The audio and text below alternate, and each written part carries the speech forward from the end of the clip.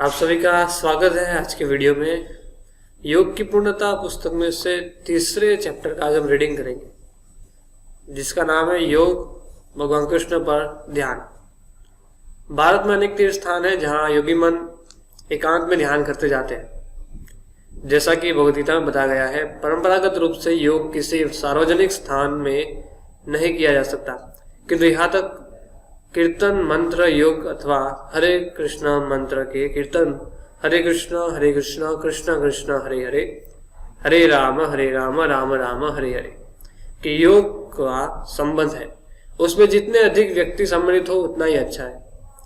लगभग 500 वर्ष पूर्व जब भारत में भगवान चैतन्य महाप्रभु कीर्तन करते थे, तो वे प्रत्येक समूह में 16 व्यक्तियों को कीर्तन का नेतृत्व करने की व्यवस्था करते थे तथा उनके साथ हजारों व्यक्ति गाते थे। किंतु यहाँ कीर्तन या भगवान के नाम और यश के सामूहिक गायन में सम्मिलित होना इस युग में संभव है तथा यह अत्यंत सरल भी है। परंतु जहाँ तक ध्यान योग पद्धति का संबंध है वह बहुत कठिन है। भगवद गीता में यह विशेष रूप से कहा गया है कि ध्यान योग करने हेतु व्यक्ति को किसी निर्जन तथा पवित्र स्थान में जाना चाहिए। दूसरे शब्दों में घर छोड़ना आवश्यक है। जनसंख्या विस्फोटक के इस युग में निर्जन स्थान पाना सदैव संभव नहीं है, परंतु भक्ति योग में इसकी आवश्यकता नहीं है। भक्ति योग पद्धति में 9 विद्या है: श्रवण, कीर्तन, स्मरण, पाद सेवन, अर्चन, वंदन, दास्य, शाक्य तथा आत्मनिवेदन। इनमें से श्रवण कीर्तन को सबसे अधिक महत्वपूर्ण समझा जाता है। सार्वजनिक कीर्तन में कोई एक व्यक्ति हरे कृष्ण कृष्ण कृष्ण हरे हरे, हरे राम राम राम हरे हरे का कीर्तन करे, जबकि समूह के अन्य लोग सुने एवं मंत्र के अंत में समूह के सब लोग उसे दोहराए। इस प्रकार श्रवण और कीर्तन का आदान प्रदान होता है। ये बड़ी ही सरलता से अपने ही घरों में, मित्रों के छोटे से समूह में या किसी बड़े सार्वजनिक स्थान पर अनेक व्यक्तियों के साथ किया जा सकता है। कोई समाज में अथवा बड़े शहर में रहकर ध्यान योग के अभ्यास का प्रयत्न कर सकता है, परंतु उसको समझना चाहिए कि वह स्वकपोल कल्पित है, भगवद गीता द्वारा प्रस्तावित पद्धति नहीं है। योग पद्धति की संपूर्ण विधि को स्वयं को शुद्ध करने की है। और वह शुद्धता क्या है? अपने वास्तविक परिचय को ज्ञान होने पर शुद्धता स्वयं आती है। मैं शुद्ध आत्मा हूं, मैं यह पदार्थ नहीं हूं, समझना ही शुद्धता है। भौतिक संस्पर्श के कारण हम स्वयं को पदार्थ समझते हैं तथा हम सोचते हैं मैं शरीर नहीं हूं, मैं शरीर हूं। परंतु यथार्थ योग करने हेतु अपनी स्वरूपानुबद्धि स्थिति को पदार्थ से भिन्न समझना चाहिए। एकांत में रहने तथा ध्यान योग करने के उद्देश्य इसी ज्ञान की प्राप्ति है। अनुपयुक्त ढंग से पद्धति अपनाने पर इस ज्ञान तक पहुंचना संभव नहीं है। किसी भी स्थिति में भगवान चैतन्य महाप्रभु का यह विचार है: हरे नाम एव केवलम, कलो नास्तेव गतिर अन्यथा।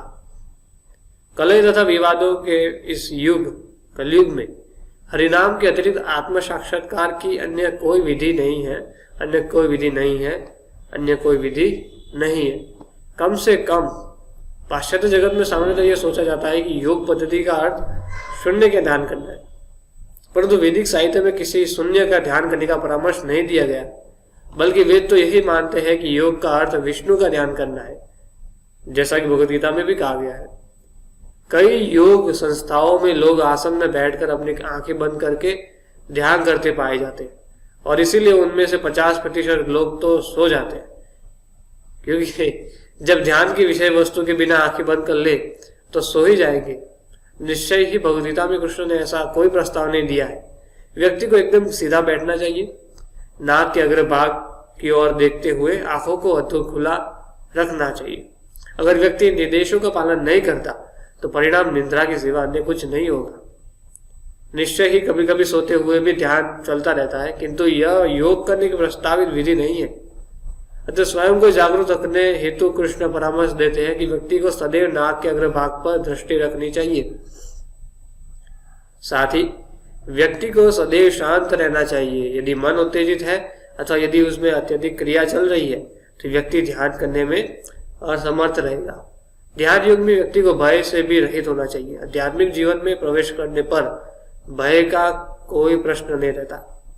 एवं व्यक्ति को मैथुन से पूर्णतया मुक्त यानी ब्रह्मचारी होना चाहिए और नहीं इस प्रकार से ध्यान करते समय कोई इच्छा रखनी चाहिए। इच्छा रहित होने तथा इस पद्धति को समुचित प्रकार से करने पर मन व्यक्ति के वश में हो सकता है। ध्यान के लिए समस्त योग्यताओं को प्राप्त कर लेने के उपरांत उसे अपना संपूर्ण ध्यान कृष्ण या विष्णु का स्थानांतरित कर देना चाहिए। यह नहीं कि अपने ध्यान को शून्य में लगाया जाए। अतः कृष्ण कहते हैं कि ध्यान योग पद्धति में संलग्न व्यक्ति सदैव मेरा चिंतन करता है। स्पष्ट है कि योगी को आत्मा, मन, शरीर एवं आत्मा को शुद्ध करने हेतु अत्यधिक कठिनाई का सामना करना पड़ता है, किंतु यह तथ्य है कि इस युग में यह बड़ी कुशलता के साथ हरे कृष्ण कृष्ण कृष्ण हरे हरे, हरे राम राम राम हरे हरे के कीर्तन द्वारा संपन्न किया जा सकता है। यह क्यों? क्योंकि यह दिव्य ध्वनि तरंग भगवान से अभिन्न है। जब हम भक्तिभाव से उनका नाम जपते हैं तो कृष्ण हमारे साथ होते हैं, और जब कृष्ण हमारे साथ हो तो अशुद्ध रहने की संभावना कहाँ। परिणाम स्वरूप कृष्ण भावना में मग्न व्यक्ति कृष्ण के नामोच्चारण तथा उनकी सदैव सेवा द्वारा योग के सर्वोच्च स्वरूप का लाभ प्राप्त करता है। लाभ यह है कि उसे ध्यान योग की कठिनाइयों का सामना नहीं करना पड़ता। यही कृष्ण भावनामृत की खूबी है। योग में सभी इंद्रियों को वश में करना अनिवार्य है, और जब सारी इंद्रियां वश में हो तो मन को विष्णु के स्मरण में नियुक्त करना होता है। इस प्रकार भौतिक जीवन पर विजय पाकर व्यक्ति शांतिमय हो जाता है। जितात्मना प्रशांतस्य परमात्मा समाहित। जिसने मन को जीत लिया है उसने पहले ही परमात्मा को प्राप्त कर लिया है, क्योंकि उसने शांति प्राप्त कर ली है। यह भौतिक जगत महादावाग्नि जैसा माना गया है।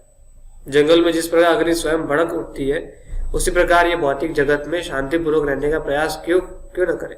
यहाँ सदैव अग्निकांड मचा रहता है।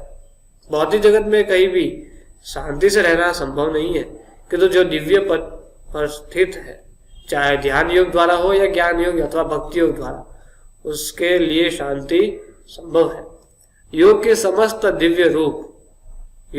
रूप दिव्य जीवन हेतु है, परंतु कीर्तन की विधि इस युग में विशेष प्रभावशाली है।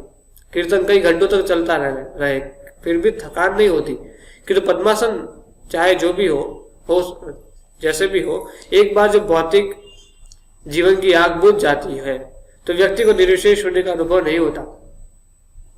जैसा कि कृष्ण अर्जुन को बताते हैं, व्यक्ति परम धाम में प्रवेश पाता है।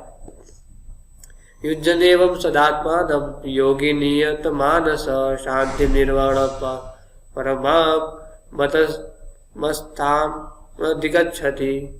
इस प्रकार शरीर, मन तथा कर्म निरंतर संयम का अभ्यास करते हुए संयमित मन वाले योगी को इस भौतिक अस्तित्व की समाप्ति पर भगवत धाम की प्राप्ति होती है। कृष्ण का धाम शून्य नहीं है, वह प्रतिष्ठान जैसा है जिनमें विविध नियुक्तियां होती है। सफल योगी वास्तविक रूप से भगवत धाम को प्राप्त करता है, जहाँ आध्यात्मिक विविधता है। योग पद्धतियां उस धाम में प्रवेश हेतु अपने को ऊपर उठाने का मार्ग है। वास्तव में हम वही के हैं, परंतु विस्मरणशील हो जाने के कारण हमें इस भौतिक जगत में रख दिया गया है। जिस प्रकार व्यक्ति के पागल हो जाने पर उसे पागल खाने भेज दिया जाता है, उसी प्रकार अपने आध्यात्मिक स्वरूप को भूलकर हम पगला गए हैं तथा इस भौतिक जगत में आ गए। अतः यह भौतिक जगत एक प्रकार का पागल खाना है, और यह हम सरलता से देख सकते हैं कि यहाँ भी कुछ पागलपन में ही किया जाता है। हमारा वास्तविक प्रयोजन यहाँ से निकलकर भगवत धाम में प्रवेश पाना है। भगवद गीता में कृष्ण इस धाम की सूचना देते हैं तथा अपनी और हमारी स्थिति के विषय में भी निर्देश देते हैं। वे कौन है, हम कौन है, सारी आवश्यक जानकारी भगवद गीता में दी गई है, और कोई भी सामान्य व्यक्ति इस ज्ञान का लाभ अवश्य उठाएगा।